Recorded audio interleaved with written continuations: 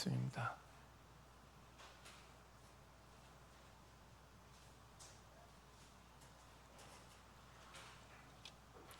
구약성경 예레미야가 4장 1절부터 5절까지의 말씀입니다.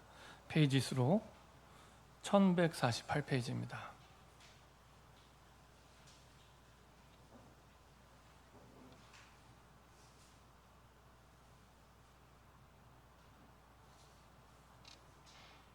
한 목소리 합독하겠습니다. 슬프다 어찌 그리 금이 빛을 잃고 순금이 변질하였으며 성소의 돌들이 거리 어기마다 쏟아졌는고 순금에 비할 만큼 보배로운 시온의 아들들이 어찌 그리 토기장이가 만든 질 항아리같이 여김이 되었는고 들깨들도 젖을 주어 그들의 새끼를 먹이나 딸의 백성은 잔인하여 마치 광야의 타조 같도다. 젖먹이가 목말라서 혀가 입천장에 붙으며 어린아이들이 떡을 구하나 떼어줄 사람이 없도다. 맛있는 음식을 먹던 자들이 외롭게 거리거리에 있으며 이전에는 붉은 옷을 입고 자라난 자들이 이제는 걸음더미를 안았도다. 아멘. 자, 한번 기도하고 말씀 나누도록 하겠습니다. 좋으신 하나님 감사드립니다. 우리에게 복음을 주시고 하나님의 자녀로 축복하시고 영원한 복의 근원으로 세계복음화 예수제자로 축복하심을 감사드립니다. 이제는 하나님의 마음과 하나님의 가슴을 가지고 하나님이 원하시는 여정을 걸어갈 수 있도록 축복하여 주옵소서. 복잡한 우리의 생각과 분주한 우리의 마음을 주님께 맡기고 우리 인생의 주인 되신 그 주님의 뜻을 따라 성령의 인도받는 우리의 인생 여정이 되게 하옵소서. 우리의 생각, 마음, 영혼 속에 순간순간 우리의 생각과 마음을 속이며 주님의 그 여정을 따라가지 못하게 하는 모든 불신앙과 흑암이 예수 그리스도의 이름으로 완전히 결박받고 떠나가게 하시고 하나님에게 우리에게 준비하신 가장 좋은 그 계획을 따라 성령의 인도받는 우리의 삶이 되게 하옵소서. 주님이 우리의 주인 되어 주옵소서. 감사드리며 예수 그리스도의 이름으로 기도합니다. 아멘. 우리 좋아하는 분들과 인사하겠습니다. 예수님은 그리스도이십니다. 우리 한 번 더 인사하겠습니다. 지난주 말씀 가지고 인사하겠습니다. 길이 막힌 자에게 하나님은 언약을 주십니다. 예, 갑자기 도깨비 방망이 같은 응답을 주시는 게 아니라 언약을 주십니다. 그게 진짜 응답입니다. 오늘 제목을 가지고 인사하겠습니다. 살리는 애통함을 가진 자를 찾고 계십니다. 네, 하나님께서 누구를 찾고 계시냐? 살리는 애통함을 가진 자를 찾고 계십니다. 많은 사람들이 이 마음의 고통 때문에 큰 어려움과 그리고 인생의 고통을 당할 때가 너무나 많이 있습니다. 그래서 많은 사람들이 그 고통의 문제를 해결하지 못하고 이것이 어디에서 왔는지, 어떻게 왔는지, 그럼 원인이 뭔지, 그럼 여기에 대한 답이 뭔지를 찾으려 평생을 사실은 고생하지만 사실은 찾지 못하고 죽는 경우가 대부분입니다. 그럼 하나님께서 우리에게 와 있는 고통의 문제, 와 있는 해결되지 않는 문제를 어떻게 인도받고 해결해야 되는가? 지난주에 드렸던 말씀대로 우리 인생에 길이 막혔을 때, 우리의 능력으로 도저히 바꿀 수 없는 장애물을 만났을 때 우리가 그리스도 안에 있다면 그때가 기도 응답의 시작이 됩니다. 그때가 진짜 응답의 시작입니다. 그래서 저는 사도행전을 보면서 1장부터 28장까지 보면서 바울이 그렇게 똑똑하잖아요. 지금으로 얘기하면은 하버드대를 졸업한 최고의 스펙의 인물입니다. 그 당시 유대인들 가운데서도 손꼽을 만큼의 차세대 미래의 지도자였어요. 그럼에도 불구하고 자기 머리로 계획을 세우고 가지 않습니다. 항상 하나님이 말씀을 통해 보여주신 대로 가요. 그래서 길이 막혔을 때는 내가 계획을 세우는 시간이 아닙니다. 하나님이 보여주시는 것을 기다리는 시간입니다. 그래서 사도행전 16장 6절부터 10절에 보면 바울이 나쁜 일을 하는 것도 아닌데 전도하는데 길이 막혀요. 또 길을 막는데 흑암이 막은 게 아니라 성령이 막으시고 예수님이 막으세요. 이상한 일이잖아요. 근데 바울이 그때 한 일이 뭐냐? 계획을 세운 게 아닙니다. 사람을 찾아간 게 아닙니다. 돈을 찾아간 게 아닙니다. 엎드립니다. 엎드립니다. 그리고 하나님이 계획을 보여줄 때까지 기다립니다. 근데 우리나라 사람들은 빨리빨리가 익숙하기 때문에 이걸 못 기다려요. 근데 그게 시간 지나고 나면 제일 빠른 길입니다. 제일 바른 길이기 때문에. 그렇죠? 길이 하나님과 맞지 않으면 간만큼 돌아와야 돼요. 간만큼 돌아와야 돼요. 그래서 이스라엘 백성들이 열흘이면 갈 수 있는 길을 40년을 돌아서 갑니다. 근데 그런 경우가 우리 삶의 주변에 많아요. 내가 보기에 맞는 길이었는데 수십 년이 흐른 뒤에 아닌 거예요. 어쩌면 좋겠습니까? 바울은 이 사실을 누구보다 잘 알고 있었기 때문에 계획을 세우지 않고 길이 막혔을 때는 기다립니다. 우리의 뇌가 그렇게 크지 않잖아요. 근데 이 지구상의 모든 사람의 뇌를 다 합쳐도 하나님의 지혜를 이길 수 없습니다. 그래서 기다리는 겁니다. 능력이 없어서 기다리는 게 아니라 하나님은 나와 비교할 수 없는 어마어마한 나에게 가장 좋은 계획을 이미 가지고 계시기 때문에 그래서 기도하고 기다리는 겁니다. 그랬더니 하나님이 전에 없었던 새로운 길로 인도해 주신 거예요. 그게 2000년이 지나도 지금까지 우리 응답의 모델이 되는 사도행전 16장, 17장, 18장, 19장이에요. 그런 일들이 일어나게 됩니다. 그렇죠? 바울이 계획을 세웠으면 그런 응답을 받을 수 있었겠습니까? 그렇죠? 우리는 자꾸만 우리의 경험과 생각이 맞다고 생각. 그렇지 않습니다. 참고 기준은 하나님께 있습니다. 그래야 가서 돌아가지 않습니다. 그래서 길이 막혔을 때는 진짜 기도응답의 시작입니다. 인생이 막힌 게 아닙니다. 기도응답의 시작입니다. 어떻게 합니까? 하나님의 말씀을 하나님의 음성으로 들으면 돼요. 실력이나 수준이 필요치 않습니다. 하나님의 말씀을 있는 그대로 거기에 내 생각이나 이유를 붙이지 않고 하나님의 음성으로 들으면 됩니다. 그 속에서 길을 열어주세요. 하나님이 열어주신 게 얼마나 놀랍냐? 내가 능력이 부족하면 능력을 주세요. 할 수 있도록. 내가 부족하면 사람을 만나게 해서라도 바꾸세요. 그렇기 때문에 하나님이 보여주신 대로 가시면 됩니다. 그래서 하나님의 말씀을 하나님의 음성으로 들을 때 근데 유사일에 아담 하와 때부터 이 부분이 인간에게 가장 약한 거였습니다. 인간에게 가장 약한 부분은 내 기준으로 살아가는 거예요. 그래서 창세기 3장 1절부터 6절에 하나님을 떠났는데 왜 떠났냐? 가만히 살펴보니까 사단이 인간의 가장 약한 부분을 공격합니다. 어떤 부분이냐? 내 계획대로 살도록, 내 생각대로 살도록, 내 느낌대로 살도록. 그렇죠? 그렇게 가게 만드는 거예요. 그래서 중요한 건 그 다음 겁니다. 사단이 노리는 거. 말은 안 하는데요. 네 인생의 주인은 너야 하면서 하나님의 자리에 나를 앉힙니다. 하나님의 자리에. 그렇죠? 사단이 타락할 때 그렇게 타락한 거예요. 하나님께 대항해서. 그렇죠? 그리고 하나님의 자리에 인간이 앉도록. 근데 그게 어려운 게 아닙니다. 간단히 내 생각대로 하는 게 그 자리에 앉는 거예요. 반대로 하나님이 주인 된 사람은 무조건 하나님께 질문을 합니다. 그래서 내가 하나님께 질문하지 않으면 반드시 나도 모르게 사단에게 속아서 한참 뒤에 깨닫게 됩니다. 속았구나. 그래서 질문하셔야 됩니다. 처음 아담과 하와를 속일 때도 그렇게 속인 겁니다. 우린 자꾸 문제가 생겨서 어렵거나 사람이 나를 속이는 게 아니라 그걸 바라보는 나를 속이는 거예요. 그걸 바라보는 나. 똑같은 문제인데 어떤 사람에게는 문제가 되는데 어떤 사람은 문제가 안 돼요. 그 차이가 뭘까요? 어떤 사람에게는 문제가 돼요. 어떤 사람은 문제가 안 돼요. 그걸 바라보는 내가 다른 거예요. 그걸 바라보는. 하나님의 말씀으로 바라보면 이게 길이 막힌 게 아니구나. 기도응답의 시작이구나. 이렇게 보는 사람이 있는데 어떤 사람은 말씀이 없으니까 우리는 마음에 담긴 대로 보여지거든요. 마음에 뭐가 담겼느냐가 중요해요. 내가 불신앙을 담고 있으면 불신앙대로 이게 맞는 것처럼 보여요. 마음에 뭐가 담겼느냐가 중요합니다. 근데 그게 아니거든요. 하나님의 말씀이 담기면 말씀대로 보이는데 없으면 결국에는 내 생각대로 가야 되는 거예요.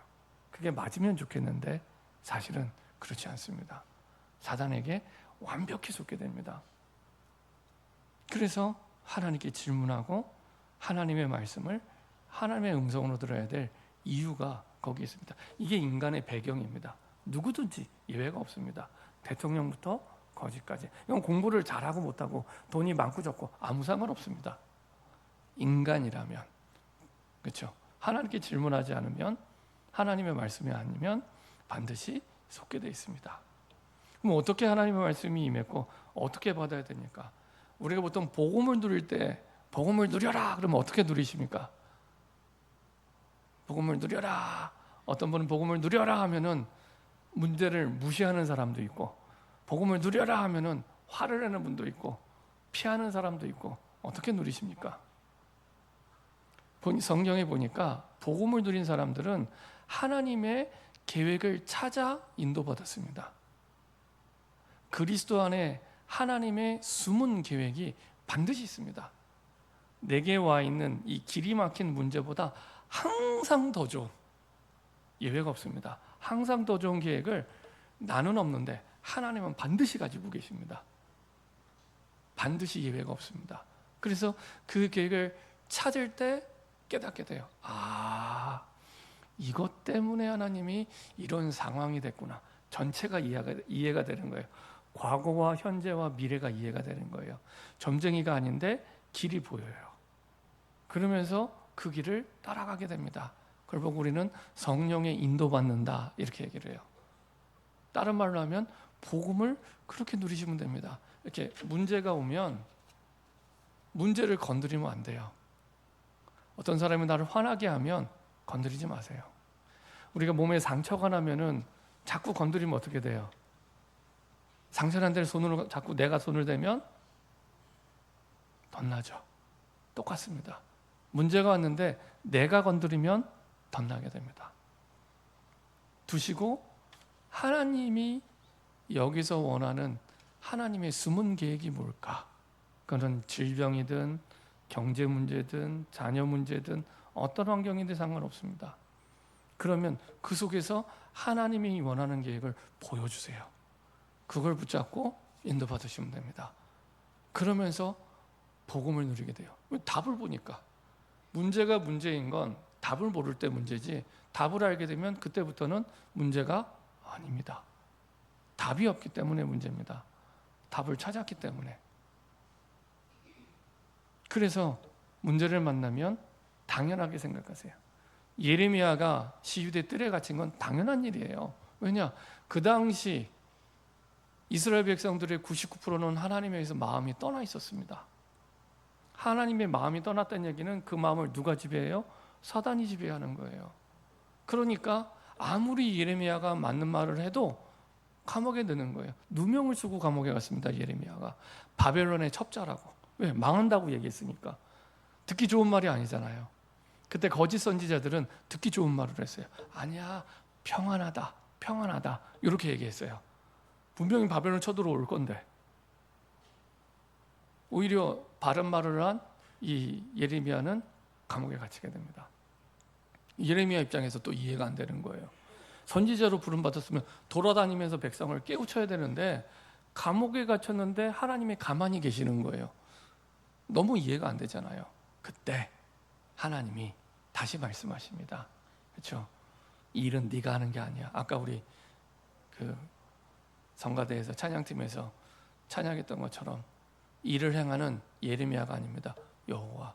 그 일을 성취하는 예레미야가 아니라 여호와.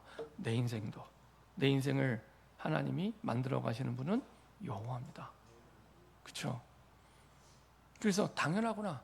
갇혀야 될 게 갇힌 게 됐구나. 당연히 이렇게 하나님을 떠난 사람들이 많은데 감옥에 갇히는 게 맞는 거구나. 그때인지 그럼 하나님이 꼭 원하시는 필요한 게 뭔가 찾아야 되잖아요. 그 방법은 부르짖으라 내가 내게 응답하겠고, 이 방법이에요. 부르짖으라는 얘기는 단순히 기도하라는 얘기가 아닙니다. 진짜 집중해서 기도하라는 얘기입니다. 이 길밖에 답이 없어, 이 얘기입니다.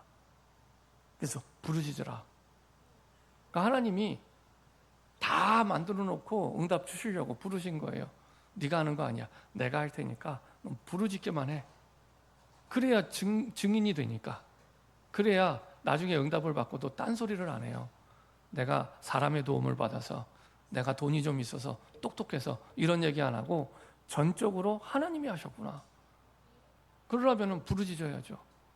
하나님만이 살 길이구나. 나중에 우리가 말씀해 보겠지만은 반복해서 예레미야는 그 얘기를 합니다. 하나님만이 살 길이야. 그 얘기를 합니다. 그때 하나님이 절대 계획을 보여주세요. 절대 계획은 하나님의 계획이기 때문에 아무도 막을 수 없습니다. 그래서 거기에는 반드시 절대 능력이 나타납니다. 하나님의 능력이 나타나요. 누가 막겠습니까? 하나님이 역사하시는데. 그렇죠? 그래서 당연, 필연, 절대 응답을 하나님이 약속하시고 인도하십니다. 그래서 하나님의 말씀을 마음으로 듣고 언약으로 붙잡는 그 시간이 내 생에 가장 소중한 시간입니다. 빼앗기지 마세요. 그 시간에 여호와의 말씀이 예레미야에게 임할 때 그때 끝난 겁니다. 여호와의 말씀이 모세에게 임할 때 홍해가 갈라진 거예요. 이미 여호와의 말씀이 여호사에게 임할 때 여리고는 무너지는 겁니다. 그렇죠? 눈에 보이는 걸 나타날 때가 아니고 이미 여호와의 말씀이 임할 때, 그때가 가장 중요한 타이밍입니다.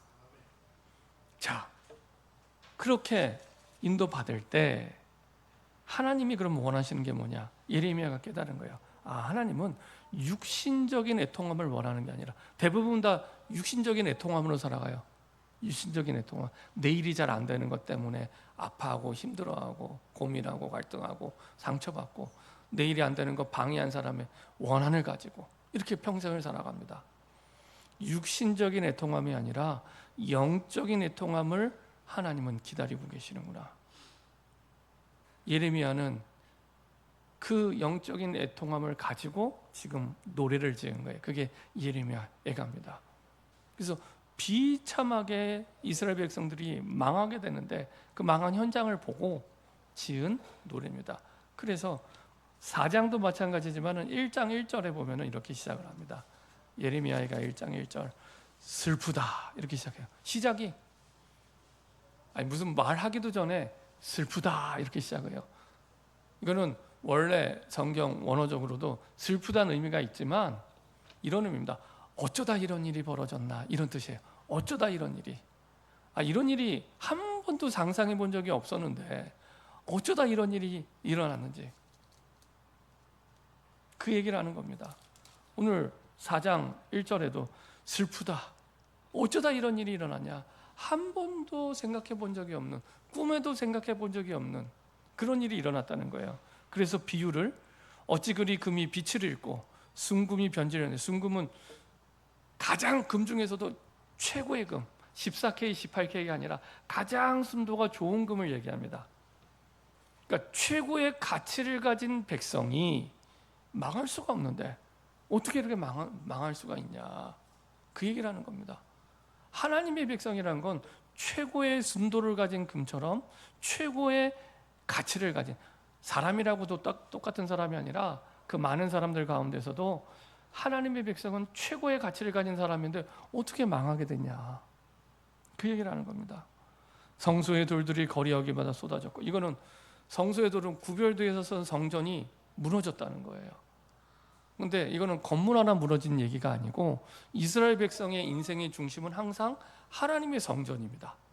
이스라엘 백성의 인생의 중심은 하나님의 성전이에요. 그거를 하나님께서 40년 동안 가르치셨어요. 그래서 40년 동안을 성막 중심으로 이스라엘 백성들이 이동을 합니다. 그리고 나서도 이 사람들 생각 속에서는 항상 하나님의 성전 중심의 삶이 최고의 삶이라고 생각을 한 거예요. 근데 이게 껍데기만 남은 거예요.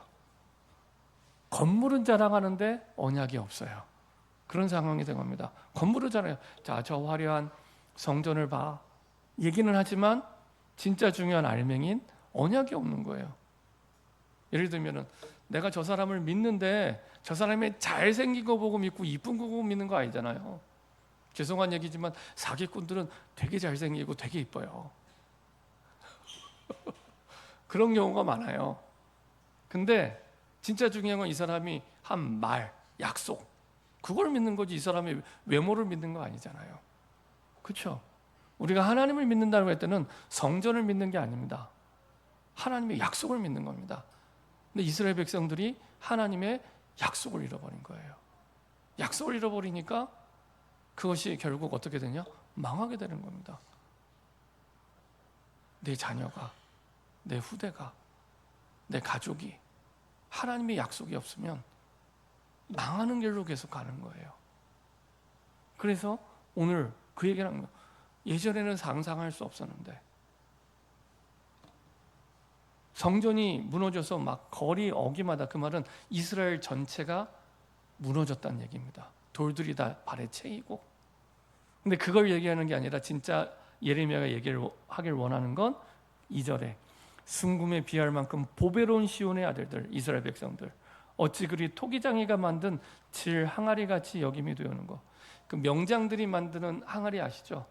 만들면 우리 보기엔 되게 좋아 보이는데 다 깨트려 버립니다. 진짜 완벽한 하나 빼온 거는 다 깨트리잖아요. 이스라엘 백성들 인생이 그렇게 산산조각 났다는 얘기입니다. 질 항아리 연같이 다 깨트려지고 보잘것없이 쓰임받지 못하는, 그걸 슬퍼하는 거예요. 그래서 예레미야는 자신을 위해 온 것도 아니고 화려한 성전이 무너진 걸 두고 온 게 아니라 언약을 잃어버린 백성, 복음을 놓쳐버린 시대, 하나님을 떠난 후대를 보고 울었던 거예요. 언약을 잃어버린 백성, 다 잃어버린 겁니다.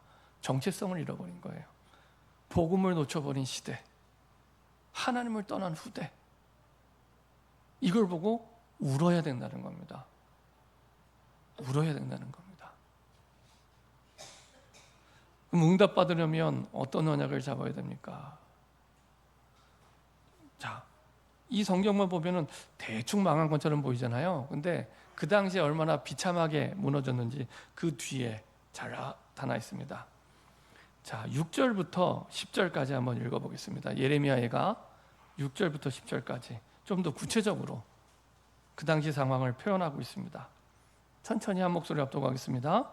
전에 소돔이 사람의 손을 대지 아니하였는데도 순식간에 무너지더니 이제는 딸내 백성의 죄가 소돔의 죄악보다 무겁도다.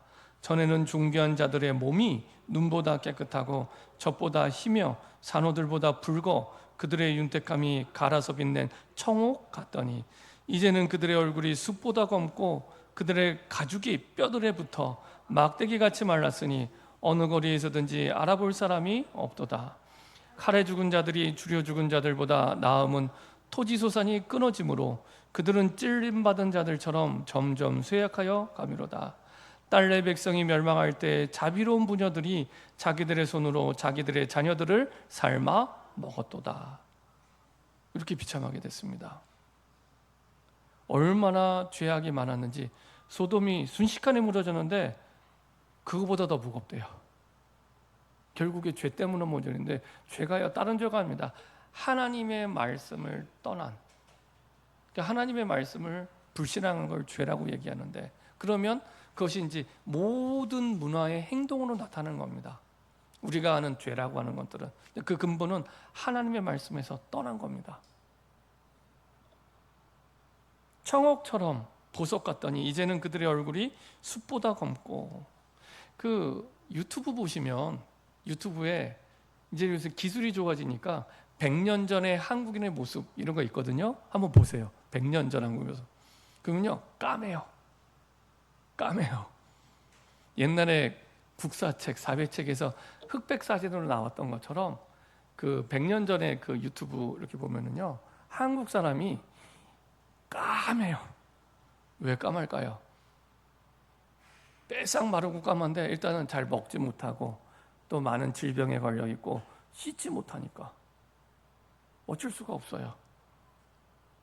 제가 대학 1학년 때 1년 동안 그 노숙자 전도를 했습니다. 서울역에서 매주 밤마다 노숙자들에게 이제 가서 현장 전도를 했었어요. 1년 동안 원래 그 노숙자 전도하는 전도 팀이 있었습니다. 거기에 이제 대학생들이 같이 헌신하면서 1년 동안 했었어요. 그럼 이제 가면 뭐 하냐?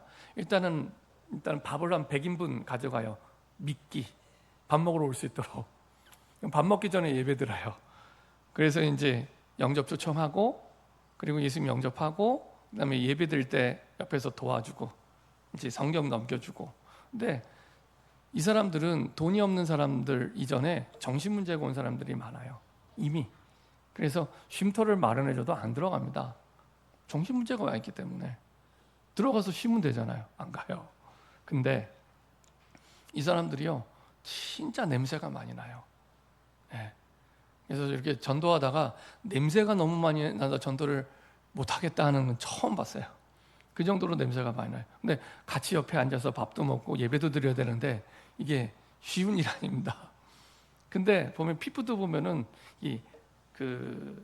때가 많은 정도가 아니고요. 때가 악어 가죽처럼 덮여 있어요.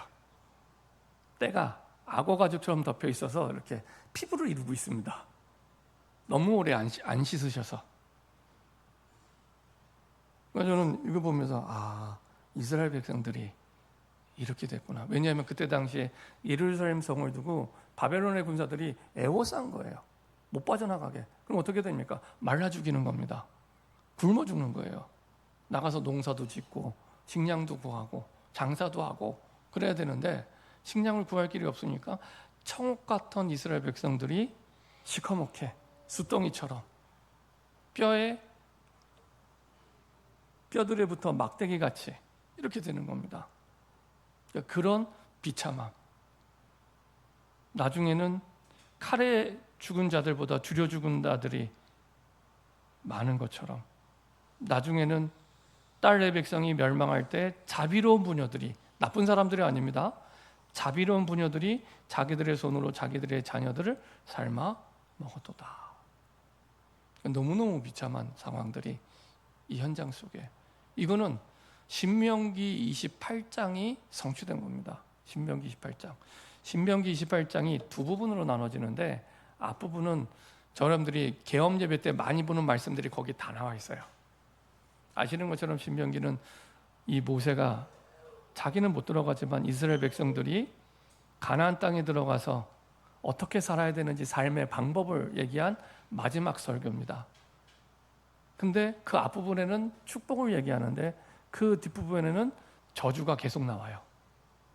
근데 그 기준이 하나님의 말씀에 청종하냐 청종하지 않았냐, 딱 요거 한 가지입니다.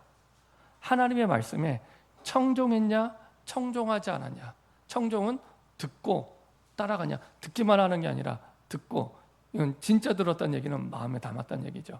듣고 따라갔냐 그렇지 않냐.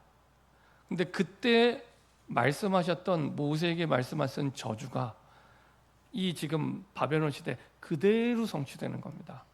한번 우리 확인해 보도록 하겠습니다. 신명기 28장입니다.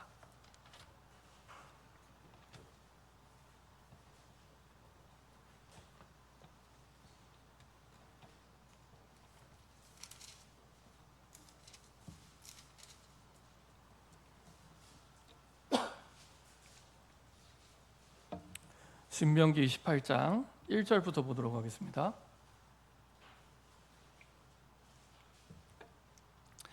신명기 28장 구약성경 303페이지입니다.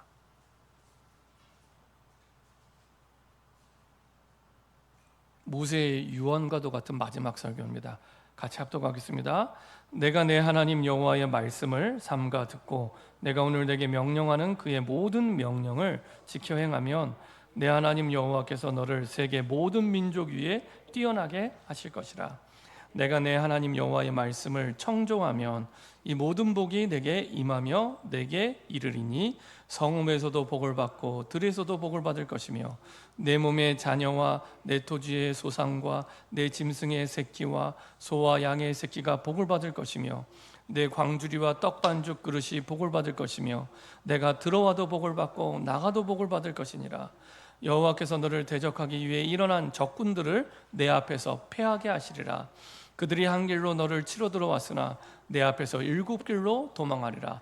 여호와께서 명령하사 내 창고와 내 손으로 하는 모든 일에 복을 내리시고 내 하나님 여호와께서 내게 주시는 땅에서 내게 복을 주실 것이며 여호와께서 내게 맹세하신 대로 너를 세워 자기의 성민이 되게 하시리니 이는 내가 내 하나님 여호와의 명령을 지켜 그 길로 행할 것임이니라. 땅의 모든 백성이 여호와의 이름이 너를 위하여 불리는 것을 보고 너를 두려워하리라. 여호와께서 내게 주리라고 내 조상들에게 맹세하신 땅에서 내게 복을 주사 내 몸의 소생과 가축의 새끼와 토지의 소산을 많게 하시며 여호와께서 너를 위하여 하늘의 아름다운 보고를 여시사 내 땅에 때를 따라 비를 내리시고 내 손으로 하는 모든 일에 복을 주시리니 내가 많은 민족에게 꾸어줄지라도 너는 꾸지 아니할 것이요 여호와께서 너를 머리가 되고 꼬리가 되지 않게 하시며 위에만 있고 아래에 있지 않게 하시리니 오직 너는 내가 오늘 내게 명령하는 내 하나님 여호와의 명령을 듣고 지켜 행하며 내가 오늘 너에게 명령하는 그 말씀을 떠나 좌로나 우로나 치우치지 아니하고 다른 신을 따라 섬기지 아니하면 이와 같으리라. 내가 만일 내 하나님 여호와의 말씀을 순종하지 아니하여 내가 오늘 내게 명령하는 그의 모든 명령과 규례를 지켜 행하지 아니하면 이 모든 저주가 내게 임하며 내게 이를 것이니 내가 성읍에서도 저주를 받으며 들에서도 저주를 받을 것이요 또 내 광주리와 떡반죽 그릇이 저주를 받을 것이요 내 몸의 소생과 내 토지의 소상과 내 소와 양의 새끼가 저주를 받을 것이며 내가 들어와도 저주를 받고 나가도 저주를 받으리라.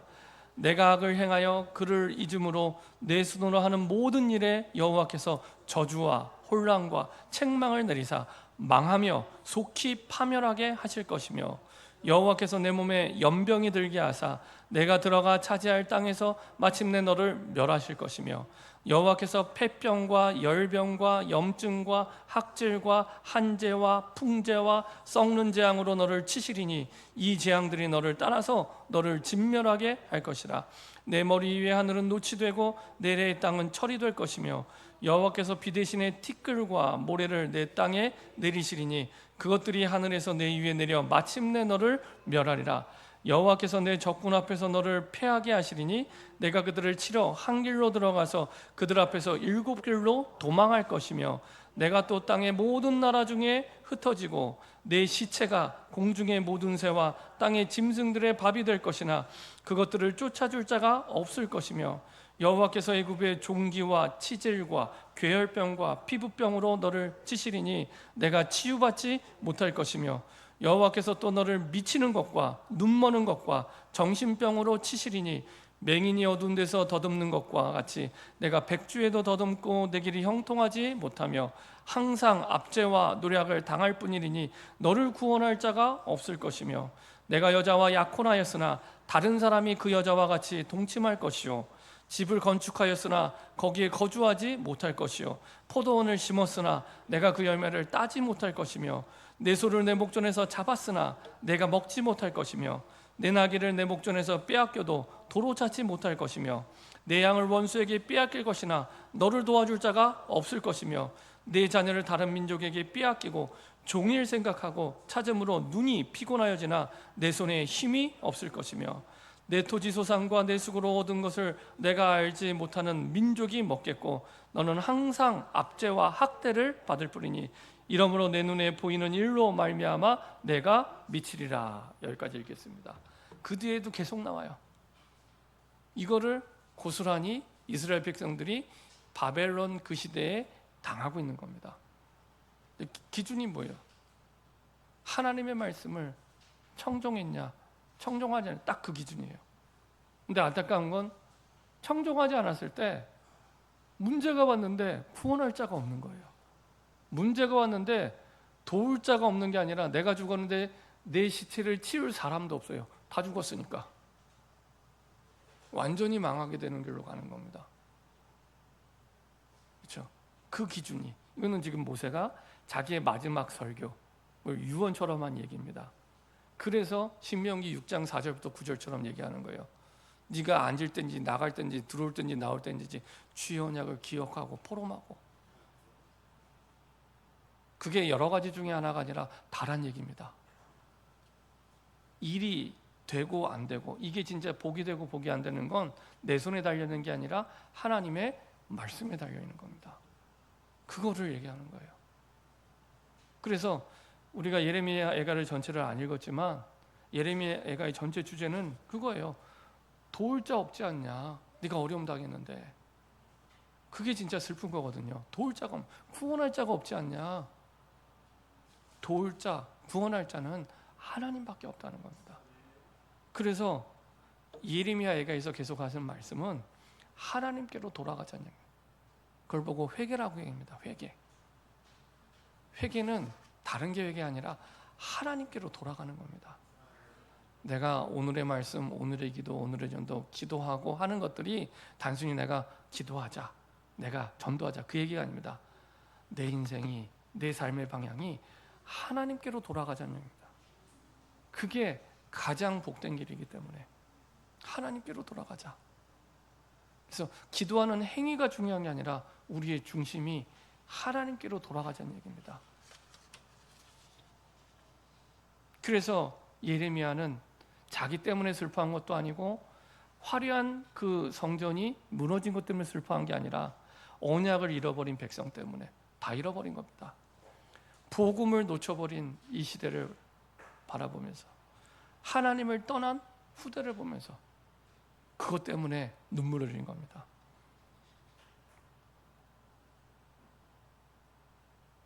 응답을 받으려면 어떤 언약을 잡아야 됩니까? 복음을 주었는데 복음을 전하지 않고 그 복음을 누리지 않았기 때문에 나만 죽는 게 아니라 우리 아이들이 다 죽게 되는 거예요. 저는 아이들이 태어나지 않는 게 재앙 중에 재앙, 저주 중에 저주라고 생각합니다. 아이 태어나지도 않아요. 그게 나타나고 있잖아요. 대학들이 폐교를 하고요, 학교들이 다 폐교를 합니다. 일자리들이 없어져요. 다 만들어놨는데 사람이 없으면 황폐해지는 겁니다. 근데 아이들이 안 태어나는 거 보고 아무런 느낌이 없잖아요. 그 저주입니다. 하나님 분명히 자식이 태어나는 걸 하나님은 복이라고 얘기하셨거든요. 아이들이 다 죽게 됐고 아예 안 태어나는, 재앙이 오게 됐는데 재앙이 왔는 줄 모르고 이스라엘이 살아가죠. 육신적인 애통함은 내가 죽는 길이에요. 세상 사람들은 스트레스 받아서 만병이 생긴다고 얘기하잖아요. 육신적인 애통함은 계속 스트레스 받게 만드는 겁니다. 영적인 애통함이 사는 길입니다. 예레미야의 애통함은 이스라엘과 세계를 살리는 길이 됐습니다. 하나님의 영적인 애통함을 내가 가지게 될 때 이것이 나와 내 가정을 살리고 세계를 살리는 길이 됩니다. 이 시대를 향한 애통함을 예레미야는 갖고 있었죠. 그래서 영적인 전염병이 지금도 온 땅에 퍼지고 있고 예레미야 시대에도 퍼지고 있었습니다. 지금도 마찬가지로 아이들이 많은 영적 문제로, 아까 얘기했던 정신 문제, 미친 문제, 아이들 너무 많아요. 너무 많아요. 마약, 해결될 수 없는 영적 문제들. 근데 교회가 중요한 건 구원의 길을 전달해 줘야 되는데 생명의 복음을 주지 않고 있습니다.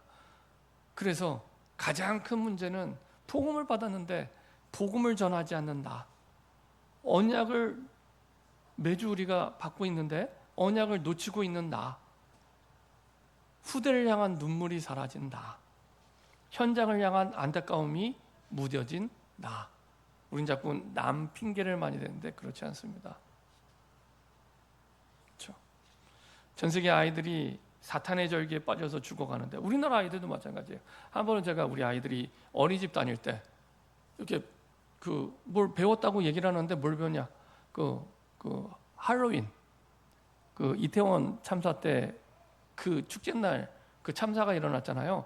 어린이집에서 가르쳐요. 교과 과정 가운데 있어요. 그 귀신의 날입니다. 할로윈.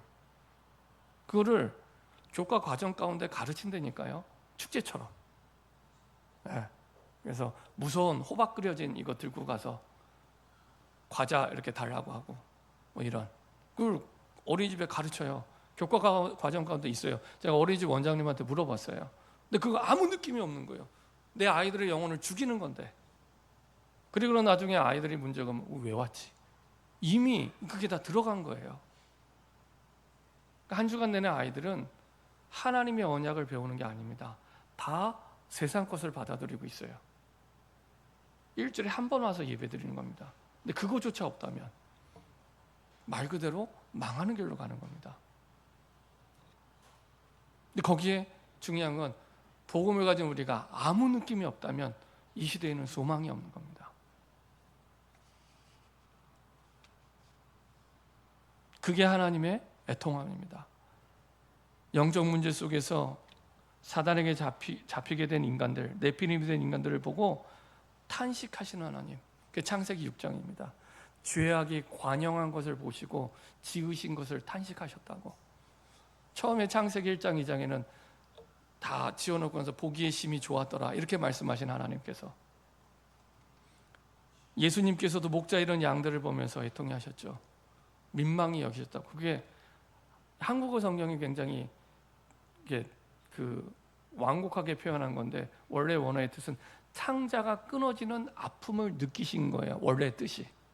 예수님이 창자가 끊어지는 아픔을 느낀 슬픔. 그래서 보통 애통함은 내가 가장 사랑하는 사람이 죽었을 때 느끼는 느낌이 애통이에요.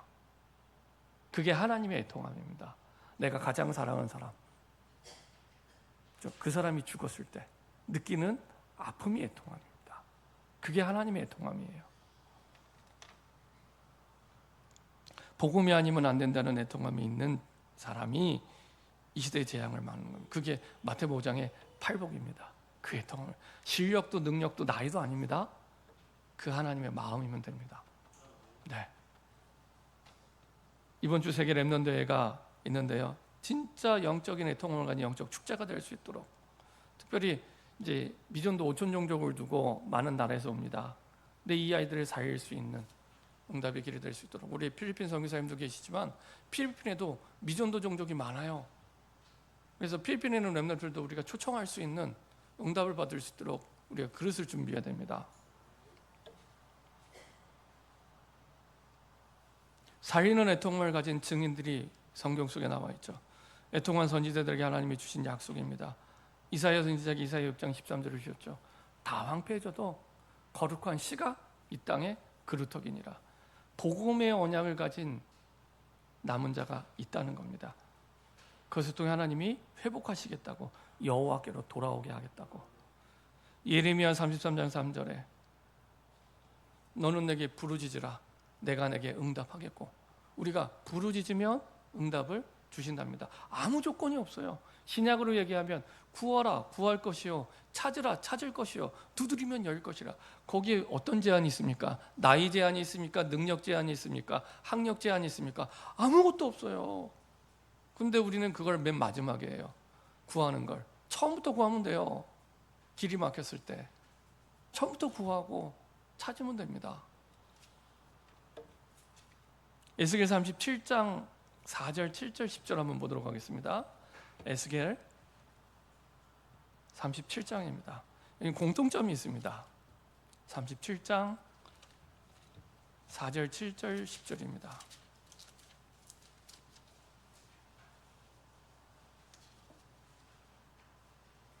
에스겔 37장 4절, 7절, 10절입니다.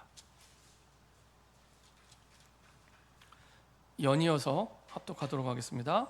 또 내게 이르시되 너는 이 모든 뼈에게 대언하여 이르기를 너희 마른 뼈들아 여호와의 말씀을 들을지어다. 7절입니다.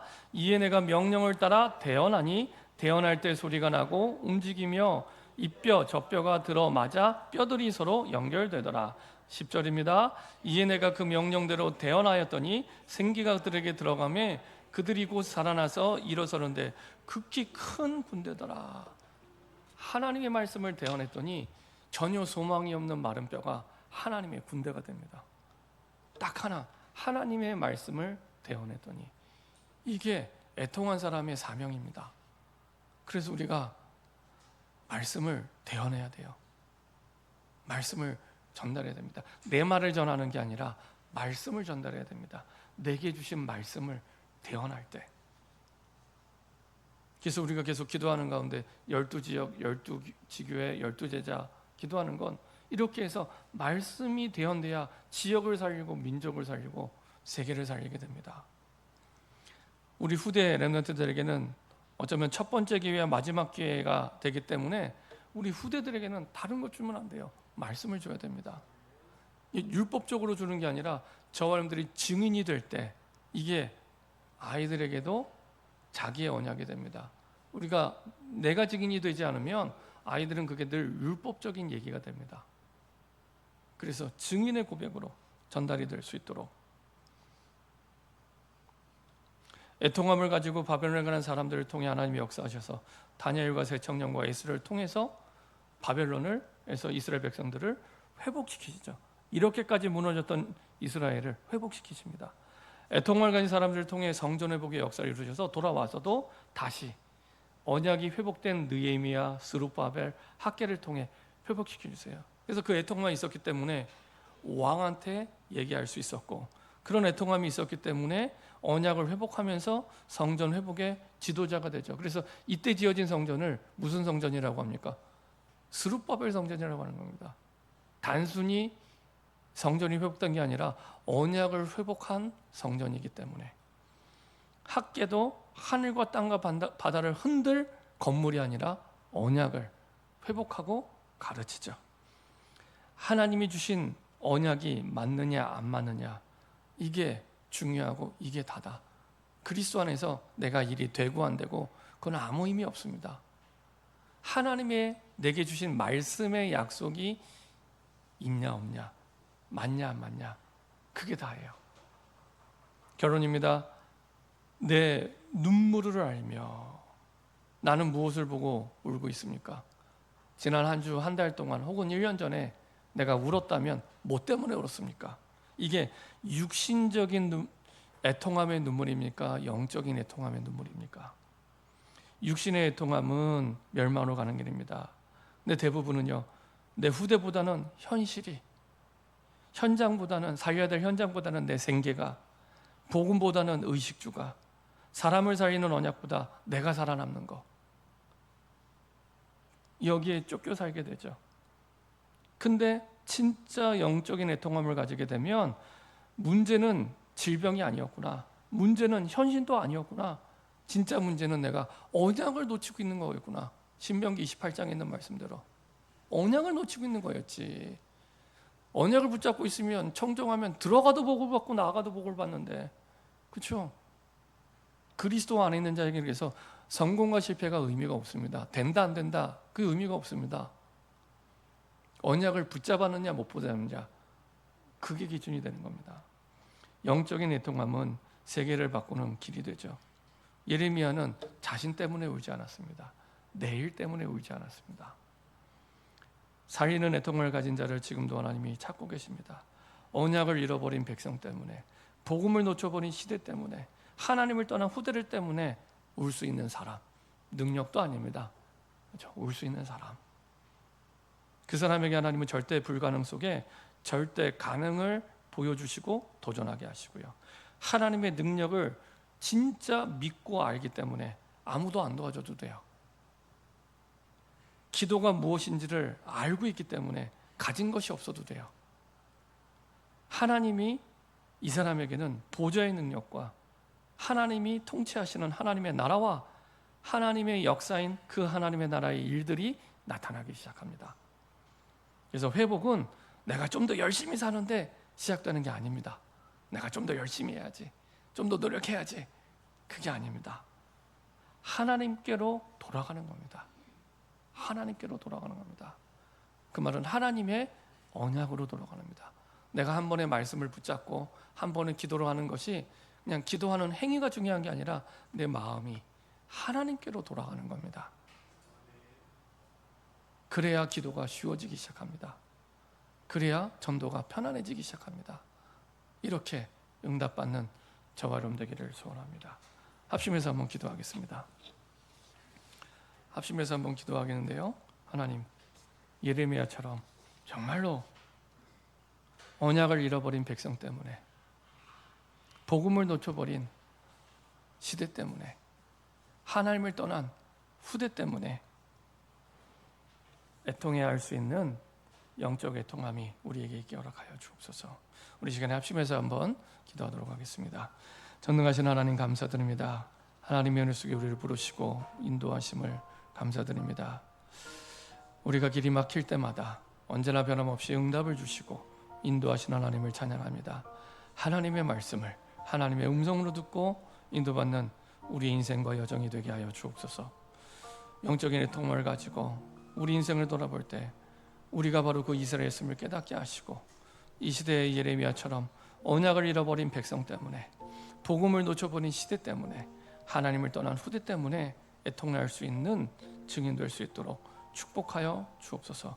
우리에게 완전한 복음을 주었는데 그 복음을 전하지도 않고 누리지도 않는 우리의 삶을 돌아보게 하시고 재앙이 올 수밖에 없는 이 시대 현장 속에 지금도 너무나 많은 사람들이 육신적인 애통함 때문에 죽음의 길을 가고 있는데 신명기 28장에 그 여정을 가고 있는데 이제는 그들을 살 수 있는 생명의 시작이 될 수 있도록 축복하여 주옵소서. 하나님 신 영적인 애통함을 가지고 이제는 이사야에게 예레미야에게 에스겔에게 약속하신 그 응답의 주역으로 설 수 있도록 주님 인도하여 주옵소서.